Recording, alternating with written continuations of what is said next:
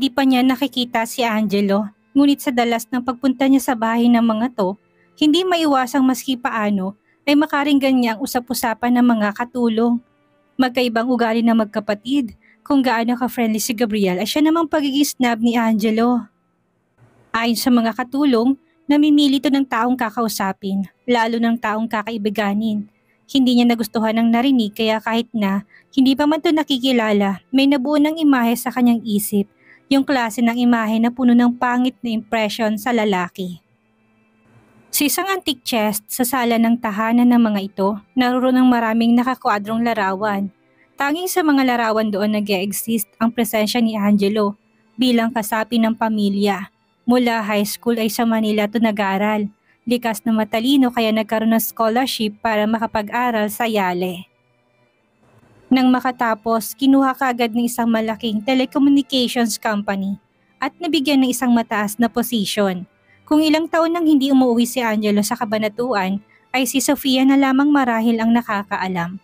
At para lamang magkitang mga to, siya pang luluwas at dadalaw kay Angelo.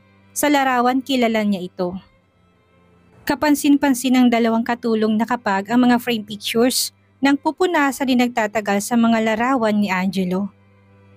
Kung tutuusin, mas gwapo si Gabriel, maamong muka dahil malaki ang hawi kay Sofia, boyish ang dating. Si Angelo ay may impresyong maramot ngumiti.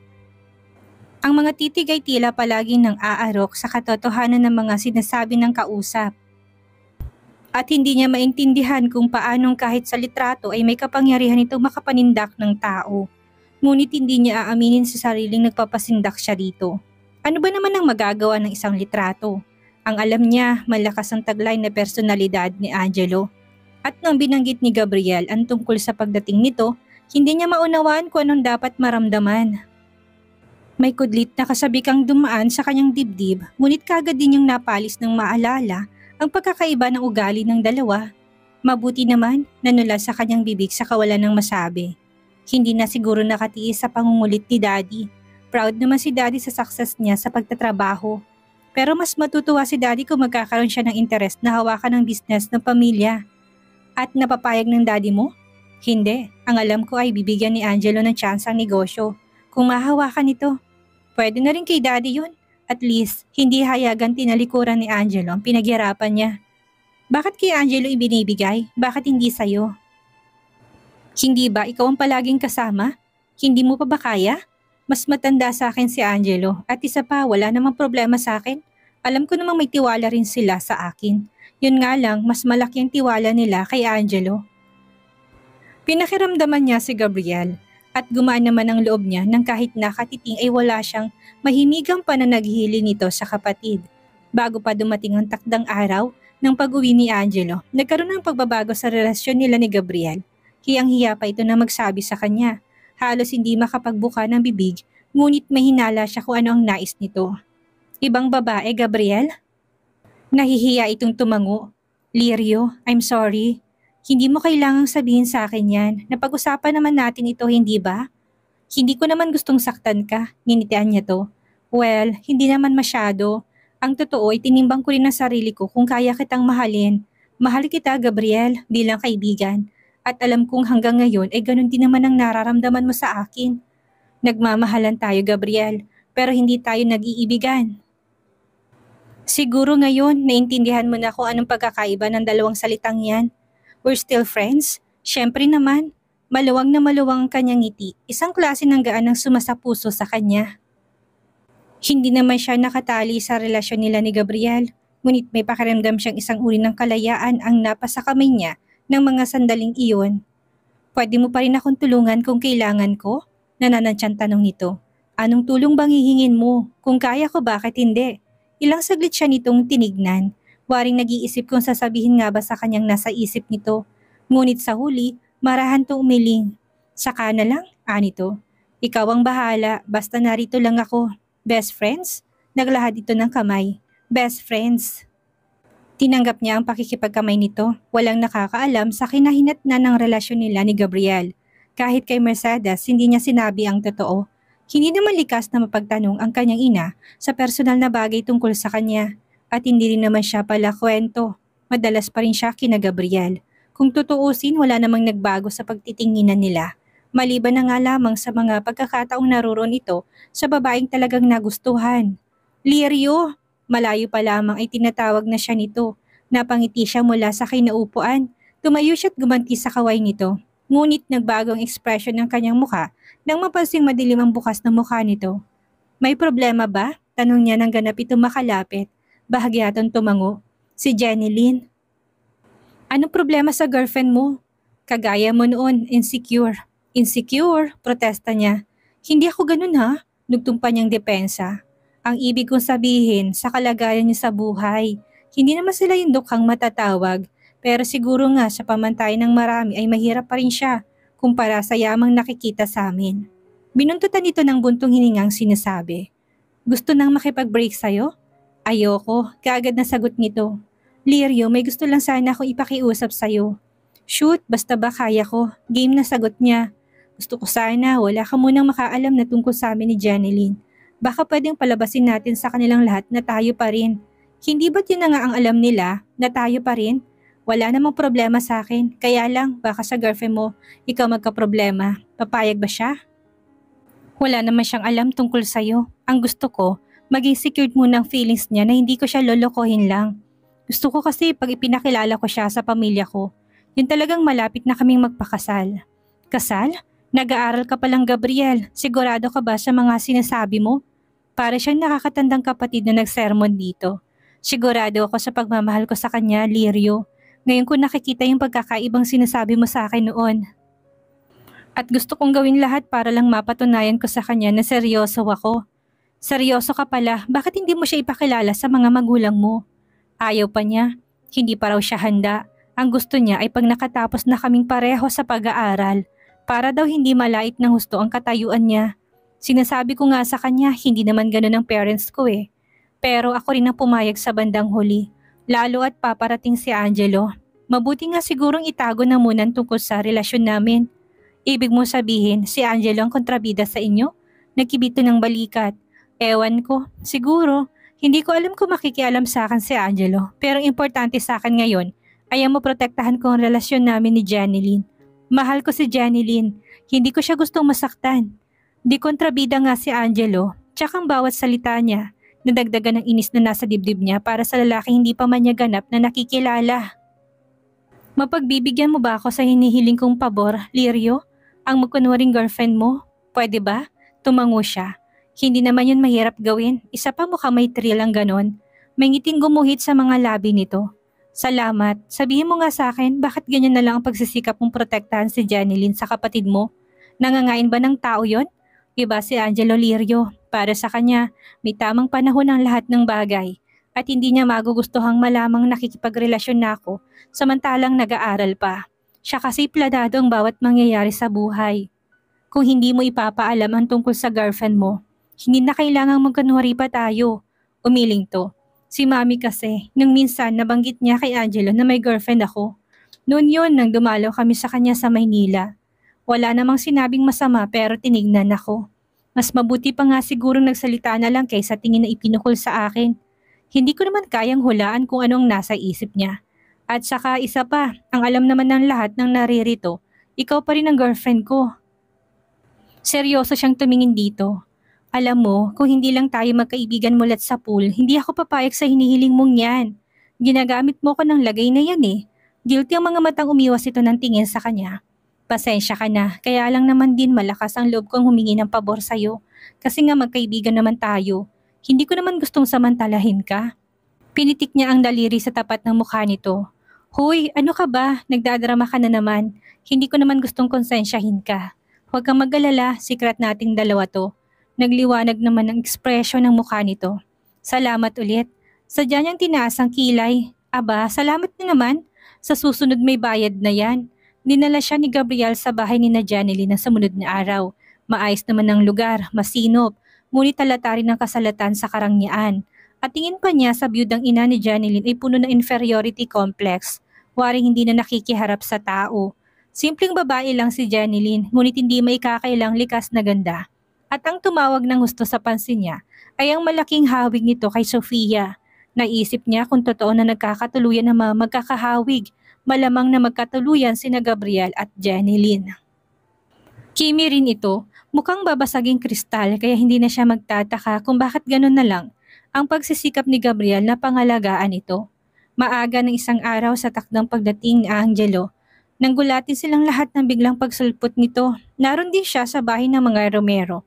Si Mercedes ay tumutulong sa pagluluto ng mga special na putahe, samantalang siya'y kasakasama ni Gabriel. Kagagaling lang nila kina Jeneline at sa ilang beses na pagkikita nila, nakita niyang mabait naman ang babae at hindi rin nahiya sa pag-amin sa kanyang naalangang ito sa malayong agwat ng buhay kay Gabriel. Nagkatingin na sila ni Gabriel nang ipasok nitong kotse at makita sa terrace si Angelo. Hindi na kailangan sabihin sa kanya kung sinong lalaki nakatayo doon. Sa isang kamay ay hawak ni Angelo isang baso ng alak. Hindi niya mawari kung bakit kailangan kumunot ang noon nito na makita silang bumaba ng kotse. "Hali kayo," kaway ni Sofia sa kanilang dalawa. Saglit silang nagkapalitan ng tingin. Nakibit ng balikat si Gabriel at tinungo ang terrace. Siya naman ay sumunod na. "Lirio, this is Angelo," pakilala ni Sofia. "Angelo, siya si Lirio, ang babaeng kinakwento ko sa'yo." Napatingin siya kay Sofia. Gusto niya magtanong kung anong kinakwento nito sa anak, ngunit hindi niya rin nagawa. Isa pa, wala namang marahil masamang bagay itong binabanggit laban sa kanya kung pagbabatayan ng ngiti nito. At hindi rin ang tipo ni Sofia ang maninira sa kapwa. Lumipat ang tingin niya kay Angelo. Gusto niyang makadama ng ilang masusing paghagod ng tingin nito sa kanya. Pasimple niyang sinuri ang sarili. Casual na bestidang suit niya. Walang manggas at ang laylayan ay bahagyang umabot sa tuhod. Litaw ang mahuhubog at makikinis ng binti at braso. Ngunit walang magsasabing masagwa yung tingnan. Salat din sa kolorete ang kanyang mukha. Hindi siya sanay na naka-makeup at tanging baby powder lang ang pinapahid sa mukha upang maiwasan ang pangingintab nun. Kung meron man sigurong maipipinta sa anyo niya ng mga sandaling iyon, ay ang buhok na nagulo ng hangin habang nagbabiyahe sila ni Gabriel. Hindi nila nakasanayang dalawa na magbukas ng aircon, lalo na't hindi naman masyadong mainit. Mas gusto nilang nakabukas ang mga bintana, kita ang lahat ng dinadaanan. "Biglaan yata ang dating mo, Angelo.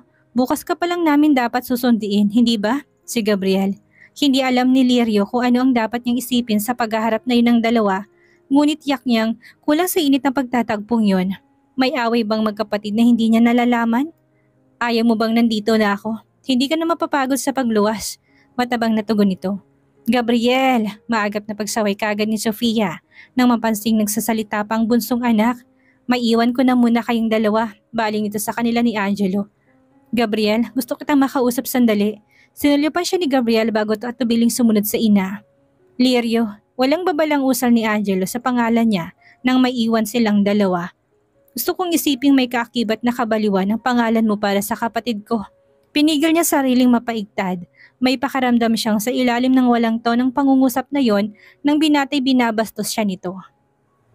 Pinili niyang huwag kumibo, gaputok man. Sa halip, buong pagmamalaking tinas niyang babat sinalubong ito ng tingin. Tila nakahanda naman doon ang binata, mas matiimpang titig nito sa kanya. Tila umaarok sa pinakaubod ng kanyang kaluluwa. At mahaba ang sandaling nagdaan na pinalipas nila sa pagsusukatan ng tingin. Siya ang unang bumawi. May palagay siyang hindi ito matatalo, lalo na't habang tumatagal, nagkakaroon ng ibang ekspresyon ng mga mata nito. Pairap na iniiwas niya ang tingin. "Talo ka," waring nanunudyo pang wika nito. Sadyang inarko niyang kilay. "Talaga? Nagkaroon ba ng paligsahan? Huwag na tayo magkunwari pa. Alam mo't alam ko rin kung anong tinutukoy ko." Tumaas ang isang sulok ng kanyang labi. "Wala akong alam." "Wala nga ba?" Patoy ang ulit nito. Kumilos to ng isang hakbang papalapit sa kanya. Otomatiko namang gumalaw ang kanyang paa paatras. Napangisi to. "Scared?" Nangasar na tanong pa nito. Itinuwid niya ang likod. "At bakit naman ako matatakot sa'yo?" Nilangka pa niya ng taray ang tinig. Kinibit naman itong balikat. "Ikaw ang nakakaalam niyan. Baka may ginawa kang multo sa sarili mo." Anitong tila siguradong sigurado sa mga salita. Pabagsak siyang humugot ng hininga. "Walang kwentang makipag-usap sa'yo." Pumihit siya upang tumalikod, ngunit naagapan niya ng tinig ni Angelo. "Huwag mo kong tatalikuran." May hina lamang ang tinig at katakatakang kalmado, ngunit hindi rin maikakaila na sa ilalim nun ay may banta ng isang uri ng panganib. Numipis ang kanyang mga labi kahit ang mga mata niya ay halos manliit. Sa ilang sandali sumasagad sa hangganan ng pasensya niya sa binatang kaharap at hindi rin niya kayang ipaliwanag kung bakit ganun na lang ang epekto nito sa kanyang sarili. Ginoong Romero, aniya sa tinignan ng iinsulto. Ipagpaumanhin mong talikuran kung usapan nating ito, ngunit hindi na ako makakatagal na makipag-usap sa'yo. Kulang na lang ay may lumabas na asido sa kanyang bibig, subalit bakit tila baliwala lang yung sa binata. Kahit hayagan ng kanyang panunuya ay walang mababakas dito na ito ay apektado. Nanatiling walang emosyon ng pagkagulat ang mukha ni Angelo. In the first place, hindi pa naman tayo talagang nag-uusap, napailing siya.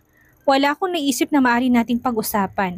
Ngayon lang tayo nagkakilala at estranghero sa isa't isa. Kung gugustuhin kong kausap ay pipiliin ko si Gabriel kaysa sayo. Kitang-kita niyang bahagyang maningkit ang mga mata nito. Si Gabriel, pabulong ngunit mariing sabi nito, natural ng isang hamak na batang piliin mo. Yung katulad ni Gabriel na kaya mo paikutin sa mga palad mo, nangunot ang kanyang noo. Hindi kailangang detalyahin sa kanyang ibig nitong sabihin.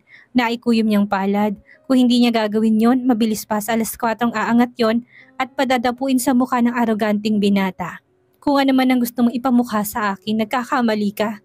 Aniya sa pagitan na nagtataas ang mga bagang. Sa likod ng kanyang isip ay bumibilang siya ng hanggang 10 upang maski paano'y makapagtimpi. Ngunit waring nakatakdang sa galing nitong kalit-liitang pasensyang nalalabi sa katawan niya. Natural na magkakaila ka, miss whatever. Pero hindi ibig sabihin nun pati ako'y kaya mong lokohin. Bata pa si Gabriel, madaling tangayin. Dahan-dahan ka sa pagsasalita. Hindi mo alam kung ano sinasabi mo. Hindi ko alam? Siguro nga hindi ko alam lahat. Isa lang ang alam ko, ginagamit mo si Gabriel para mapabilang ka sa aming angkan. Mata pobre, bulong niya sa sarili, ngunit sa jaring pinarinig dito. Sabihin mo kung anong gusto mong sabihin, wala akong pakialam. Sasabihin ko rin sa'yo kung anong gusto ko. At yun ang hindi ko pagsangayon sa relasyon niyo ng kapatid ko. Buong kaprangkahang wika nito, pakaramdam niya biglang kumulong kanyang dugo. Napakaliit ng tingin niya sa kaharap. Samantalang kung tutuusin, wala naman siyang dapat ikagalit sapagkat wala silang relasyon ni Gabriel. Ngunit hindi niya nakakalimutan kailan lang ay ganun nga ang relasyon nila. At isa pa, para siyang nasa katayuan ni Janeline ng mga oras na yon, na kahit sa maikling panahon ay naituring na rin niyang kaibigan. Sino ka para hindi sang-ayunan ng gustong mahalin ng kapatid mo?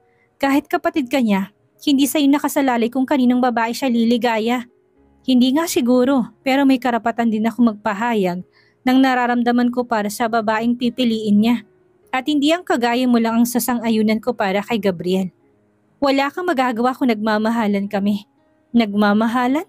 Si Gabriel siguro sa'yo, pero ikaw sa kanya, I doubt it. Pero lang ni Gabriel ang gusto mo. Patuya siyang ngumisi. Nakakaawa ka, Angelo Romero. Mukhang hindi ka nakatikim ng pag-ibig kaya ganyan na lang ka-negatibong pananaw mo. Posible bang mag-ibigan ng dalawang tao na hindi usapin ang kalagayan sa buhay? Gumalaw ang bibig nito. Waring nilaro sa dulo ng dilang anumang sasabihin. Sa huli umangat ang dalawang kilay at tumimang titig sa kanya. Tell me, magkano kailangan mo para hiwalayin mong kapatid ko? Biglay lumipad ang kanyang palad at ang tunog ng paglagapak noon sa pisngi nito ang waring nagpagising sa kanya sa pabiglang ginawa.